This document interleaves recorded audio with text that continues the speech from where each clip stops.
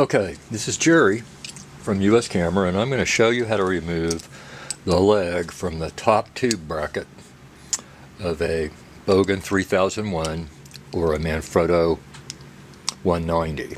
It's really simple. I've already removed two of them. So I'm using a 4mm hex wrench, and we're going to remove these bolts right here and nuts.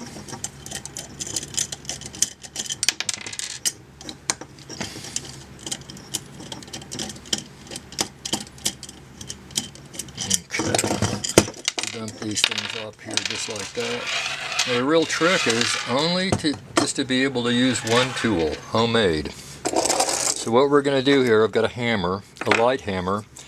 You can hit the bracket hard enough with this dowel rod that I ground down, and you can split the casting and damage it.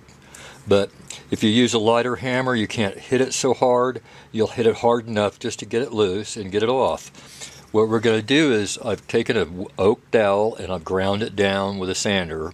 This has been used a lot. And so what you do is you're going to put this dowel right here. Okay, what we need to do is we need to spread that just far enough to loosen it up, because these tubes have been on here for 20 years or maybe 30 years from the 90s.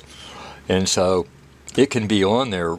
Little corrosion in aluminum can cause the casting and the leg to bond and bind in here. So what I do is I put it up here like this, and I'm holding this thing. I'm going to start tapping on this thing. And we just want to spread it just enough, it's almost there, to get it to come loose without breaking this. So it's pretty loose right now, I think. There you go. And there we have separated that casting, the top casting from the leg tube. And it's really that easy on any of the legs that are attached, that same type of bracket that are clamped down there, and it will work. Thanks for watching the video, and if we can ever help you, do hesitate to give us a call at uscamera.com, and we can help you out with most of your disassembly. And thanks for watching.